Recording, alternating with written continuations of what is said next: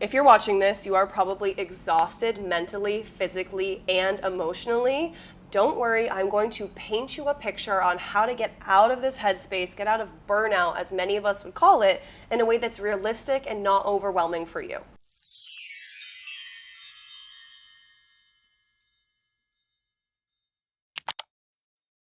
Now, because you're a normal person, you probably can't take a month off of your job and out of your life to go rest up mentally and physically on a beach in Aruba. But there are a lot of things that you can do that are small steps in your current life that won't totally derail your daily responsibilities so that you can get your energy and your mental strength back. And I'm going to paint you a picture so you know exactly what to do. And if you stick around long enough, you will see the beautiful picture that I'm going to paint for you so you know exactly what steps to take after you finish watching this video. So the first thing you need to understand about burnout and how to get out of it is that it's often caused by chronic stress or long-term stress.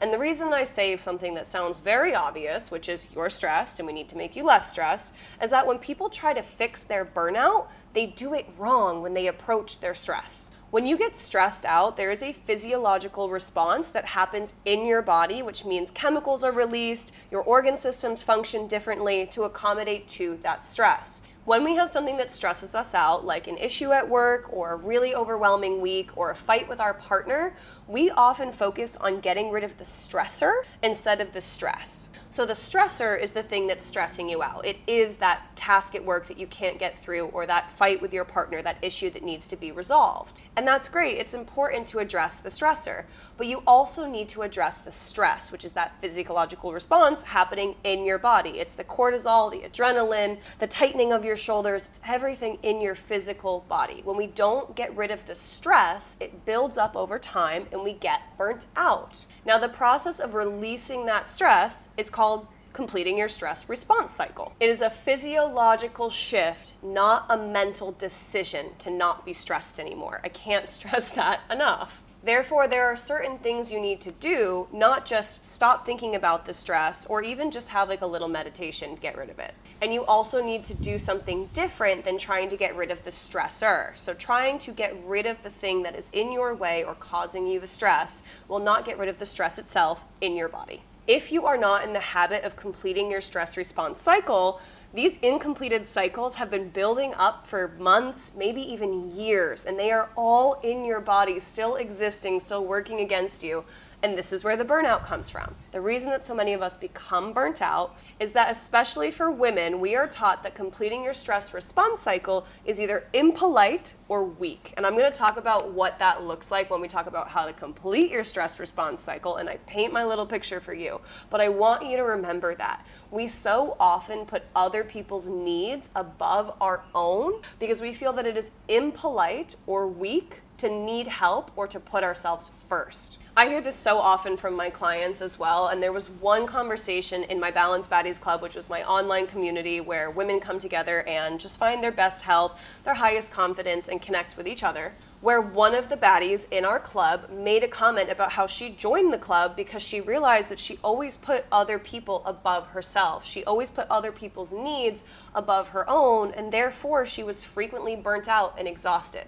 She got to a point where she realized she had to stop doing that because it was mentally and physically impacting her. She wasn't taking care of herself, she was burnt out and stressed, and it was affecting her relationships, her career, all areas of her life. So let's paint my little picture so that you can know how to complete your stress response cycle and stop feeling so freaking burnt out. Once you do this, you will be able to get back into your healthy habits to show up fully, even better at work and in your relationships, and you will just see so many benefits to your mental and physical health throughout your entire life. So when we complete our stress response cycle, we are essentially taking intentional time to support ourselves. And the way that we're going to do that is first with B. B is breath. So when we're completing our stress response cycle, we are releasing the stress from our body.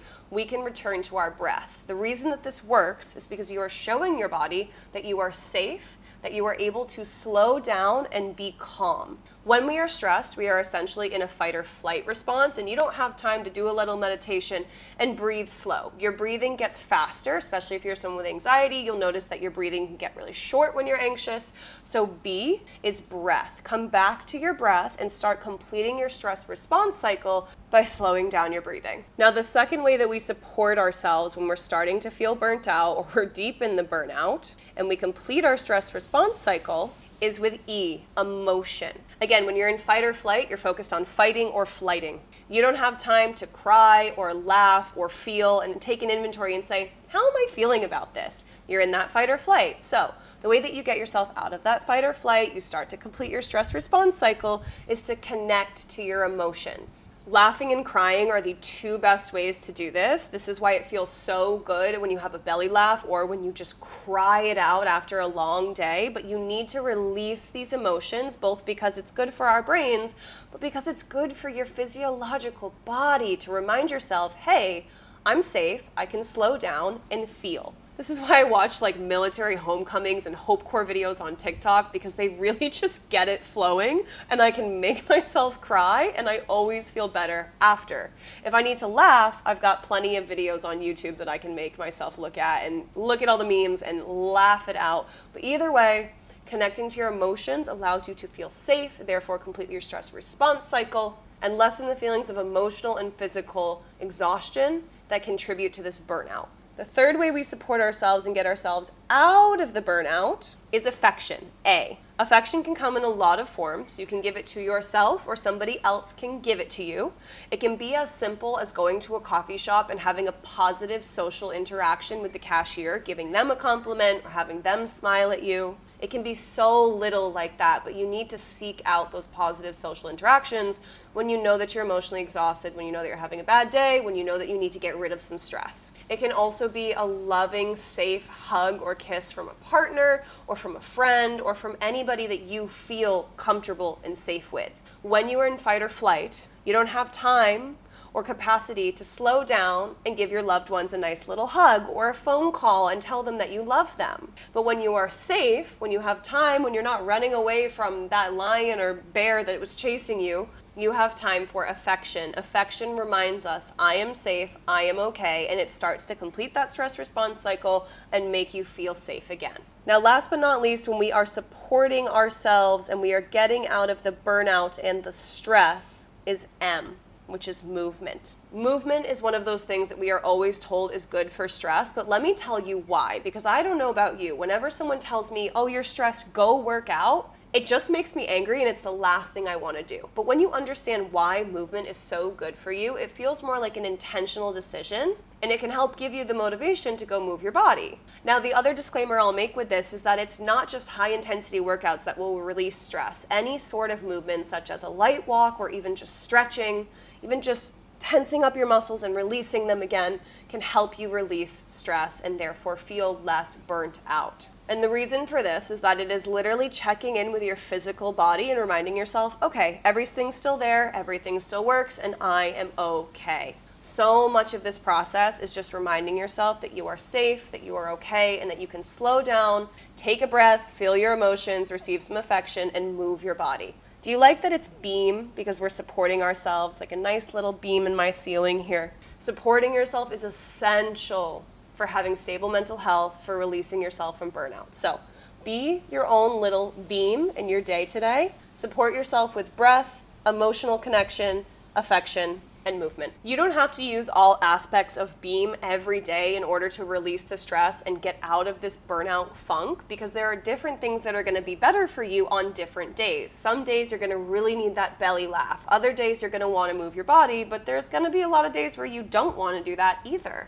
It's perfectly okay. Having beam as a toolkit and not a requirement that you need to follow is super important to understanding how you can make this tool work for you. Everybody's experiences, everybody's levels of stress or sources of stress are different, and so you need to be able to accommodate and recognize that you can be flexible with yourself and this can still work for you really well. But you need to build completing your cycle, your stress response cycle, using beam into every day.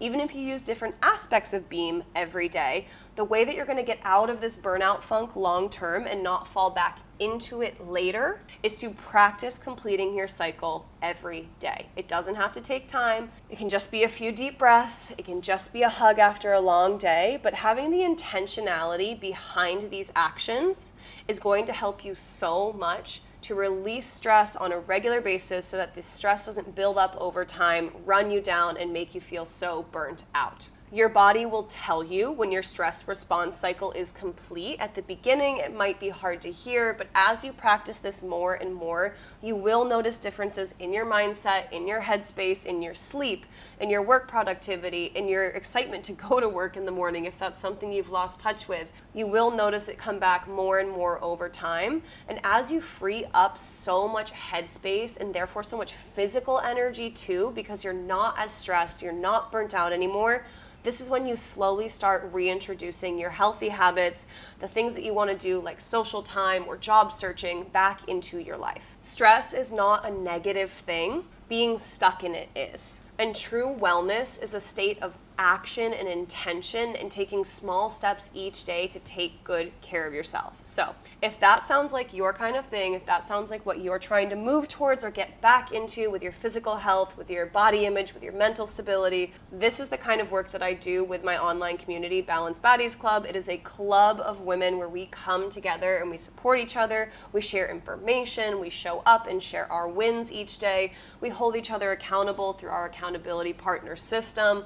We get on girls' nights and book clubs and master classes together, and it is such a wonderful place to seek motivation and replenishment for your energy if you are in a stuck space like this right now. I'll put more information about my Balanced Baddies Club in the description of this video, but seriously, check it out. It is such a good place. You can hear from so many of the members on their experiences so far in the club. We are having so much fun in there every single week, and if you're one of the first 50 people to join, you get a free goal setting session with me, which in itself is just such a good experience and such a high value. Let's get you unstuck. Let's take realistic small steps that add up into big changes over time without overwhelming you, putting you on a diet, or making you succumb to this toxic diet culture that so many of us have gotten wrapped up in. I'm Sarah, I'm here to help you, and also if you are new here, subscribing, liking this video, leaving a comment is super, super helpful for a new channel, and for me, who is just someone that wants to spread more of this information, more of this healing, more of this love to people just like us.